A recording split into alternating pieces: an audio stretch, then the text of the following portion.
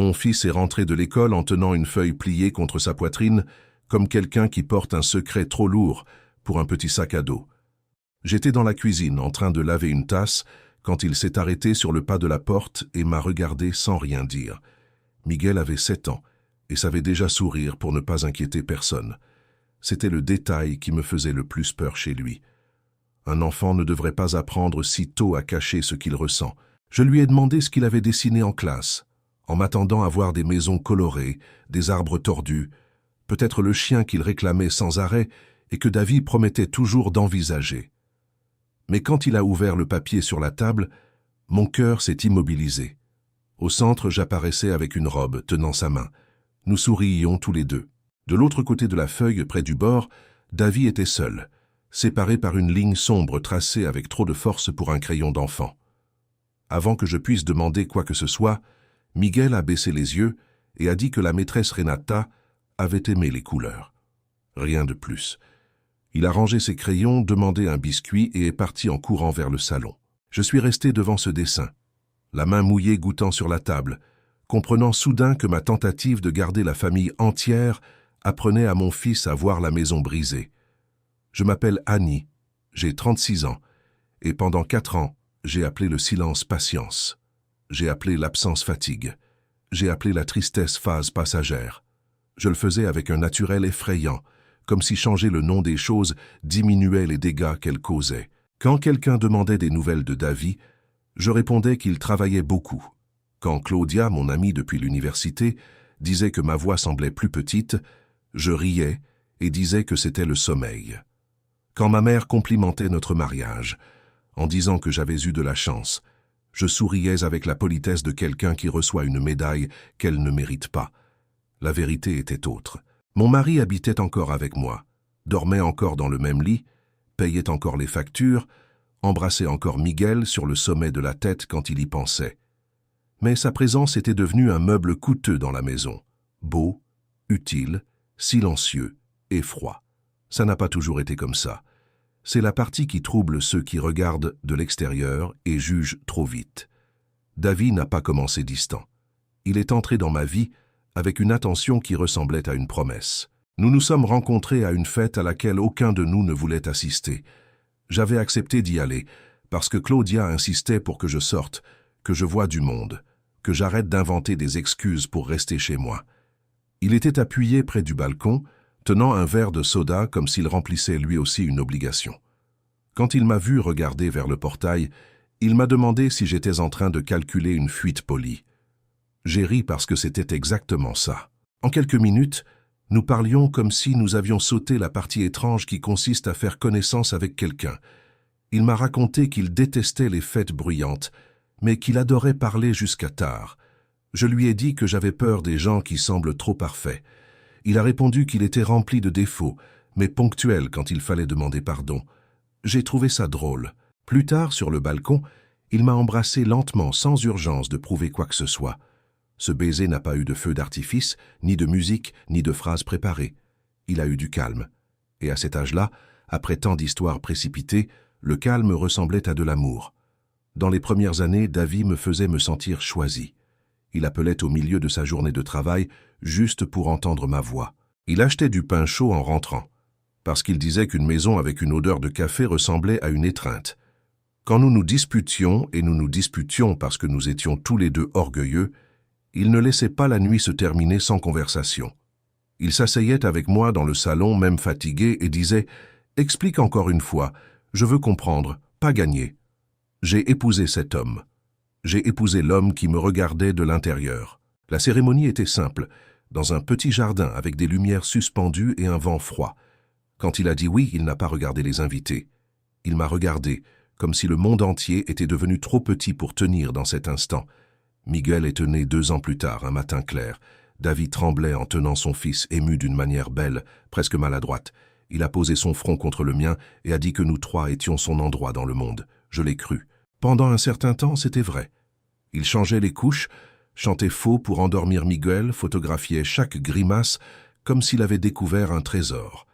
Je le voyais dans la chambre du bébé et je pensais qu'aucune difficulté ne serait trop grande pour nous, parce que nous étions ensemble. Le problème, c'est que personne ne prévient quand l'ensemble commence à devenir côte à côte. La distance n'est pas entrée par la porte en criant. Elle est arrivée en chaussons, discrète, s'est assise sur le canapé et est restée. Tout a commencé après une promotion. Davy a reçu un poste plus important, un meilleur salaire, des responsabilités doublées. Nous avons fait un dîner, porté un toast, appelé ma mère. J'étais vraiment fier de lui. Je ne savais simplement pas qu'avec ce poste viendrait une version de lui qui rentrait à la maison de plus en plus vide. Au début, j'ai compris. Il rentrait tard, je réchauffais son assiette. Il ne demandait pas comment s'était passée ma journée, je me disais que demain il demanderait. Il s'endormait avant que Miguel termine une histoire, je justifiais cela en me disant que le travail était lourd. Je suis devenu spécialiste dans l'art d'excuser ce qui me blessait. Le vendredi de notre anniversaire de mariage, j'ai préparé une surprise. J'ai laissé Miguel chez ma mère. J'ai mis la robe verte que Davy disait aimer. J'ai fait les pâtes qu'il complimentait toujours et j'ai allumé des bougies sur la table. Quand il est arrivé, il a regardé tout cela avec culpabilité avant de me regarder moi. Il a dit qu'il avait oublié qu'il était détruit, que nous pouvions fêter ça dimanche.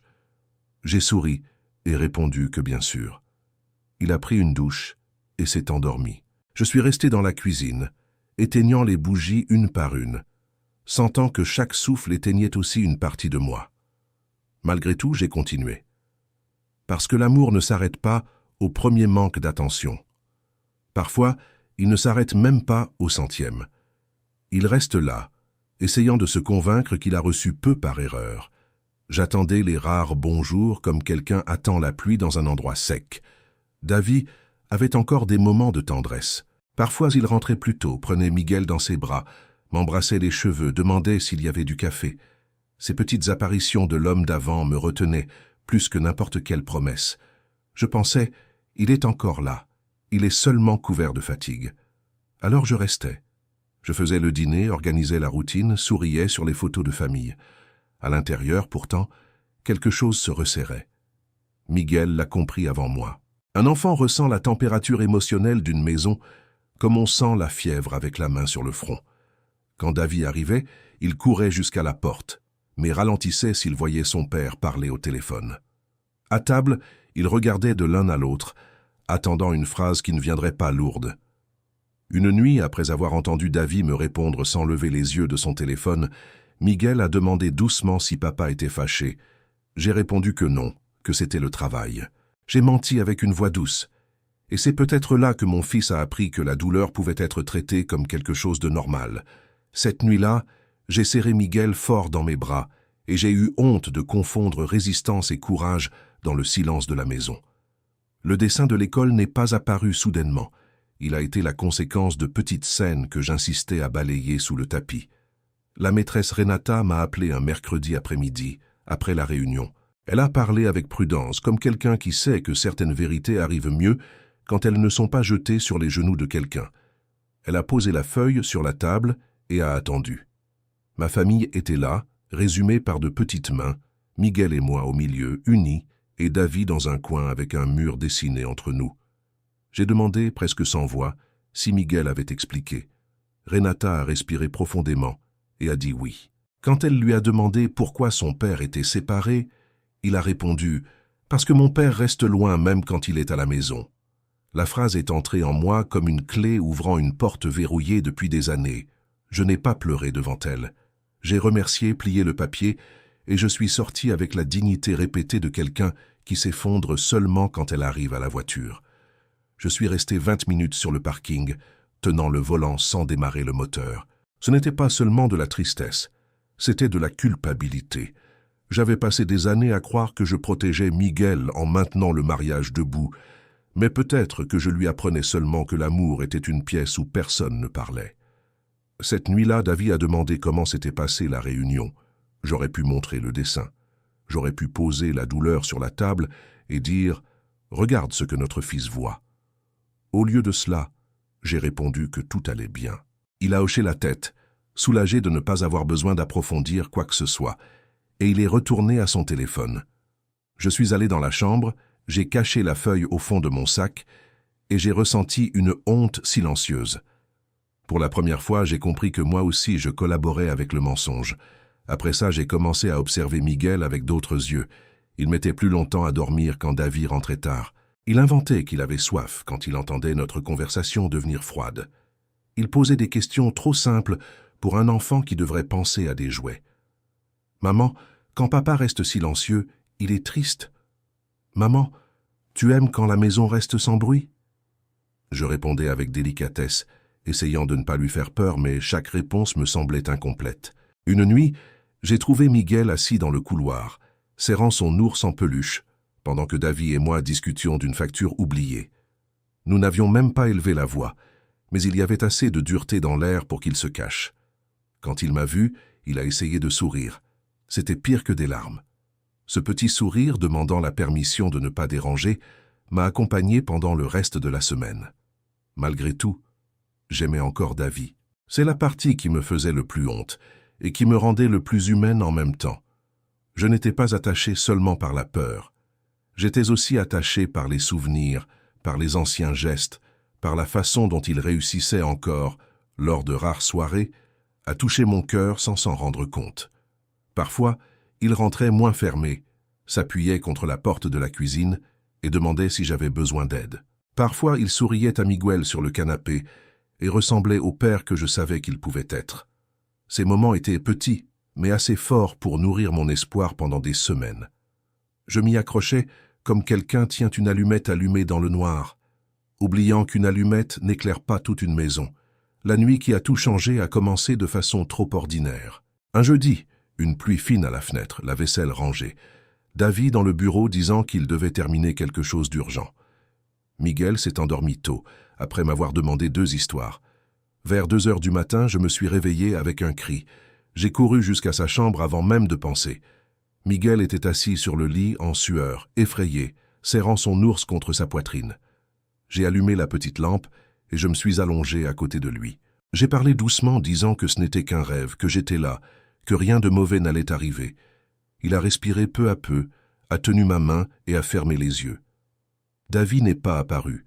Il n'a pas ouvert la porte. Il n'a pas demandé après. Peut-être qu'il dormait profondément. Peut-être qu'il n'avait pas entendu.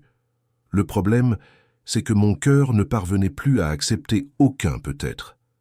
Quand Miguel était presque rendormi, il a murmuré « Maman, toi aussi tu vas rester loin ».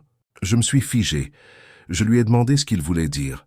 Lui, encore somnolent, a dit « Comme papa, tu restes près de moi, hein ?»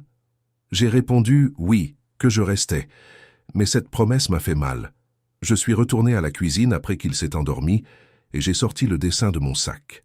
J'ai ouvert la feuille lentement, comme si elle pouvait faire du bruit. J'ai regardé la ligne entre Davy et nous. À cet instant, j'ai compris que je ne pouvais pas continuer à appeler mon propre effacement du soin. Je pouvais choisir de rester ou de partir, mais je ne pouvais plus rester muette. Je ne pouvais plus demander à Miguel d'appeler distance famille. Le lendemain, j'ai attendu que Davy rentre. Je n'ai pas fait de dîner spécial. Je n'ai pas allumé la télévision. Je n'ai pas rangé la maison pour qu'elle ait l'air normal. J'ai seulement posé le dessin sur la table. Quand il est entré en retirant sa veste, il a vu mon visage et s'est arrêté. Il a demandé s'il s'était passé quelque chose. J'ai poussé la feuille vers lui. Davy a d'abord regardé avec confusion, puis avec attention, et ensuite avec une douleur qui lui a traversé tout le visage. Ses doigts sont restés immobiles sur le papier. Il n'a rien dit pendant de longues secondes. Moi non plus.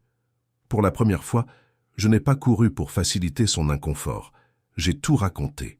L'anniversaire oublié, les nuits où je parlais au miroir parce qu'il ne m'écoutait pas, les fois où Miguel restait silencieux pour ne pas prendre de place, le couloir, le cauchemar, la phrase de la maîtresse. J'ai parlé sans crier. C'est peut-être pour cela que chaque mot a pesé davantage. J'ai dit que je ne voulais pas gagner une dispute, que je voulais sauver notre fils de grandir en pensant que l'amour était une absence polie. Davy m'a écouté debout, le dessin dans les mains. Une fois, il a essayé de respirer profondément, mais il ne m'a pas interrompu. Quand j'ai terminé, j'ai pointé la feuille et j'ai dit « C'est comme ça qu'il nous a vus, Davy. Ce n'est pas moi qui t'ai dessiné loin, c'est ton fils. » Sa réaction n'a pas été belle d'une manière théâtrale. Elle a été simple et dure.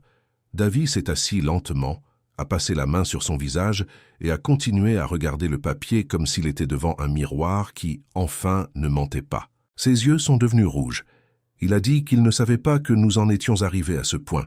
J'ai répondu qu'il ne savait pas, parce qu'il ne demandait pas, parce qu'il était toujours plus facile de travailler, dormir, regarder l'écran, remettre à plus tard. Il a baissé la tête. Il ne s'est pas défendu. Ce silence était différent. Ce n'était pas une fuite. C'était une reconnaissance. Quand il s'est levé et a essayé de s'approcher, mon corps a reculé avant que ma tête décide. David l'a remarqué et s'est arrêté. Ce petit respect a ouvert une fissure en moi. Il a dit qu'il avait peur de parler parce que parler exigerait de changer. Il a raconté que le travail l'écrasait, qu'il avait échoué dans des projets, qu'il avait honte d'admettre sa fatigue et se cachait derrière l'obligation.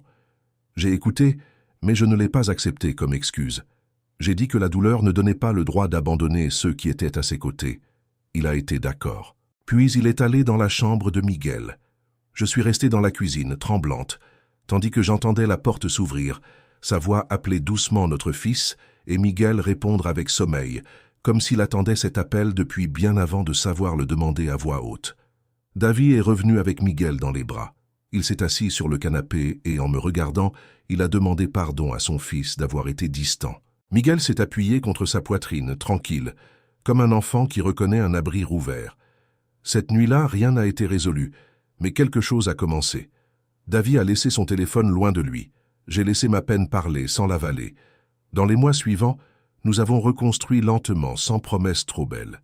J'ai appris qu'aimer, ce n'est pas disparaître pour maintenir une maison entière. C'est rester entière, à l'intérieur d'elle. Et si un jour je devais partir, je partirais debout, jamais effacé une autre fois, sans peur.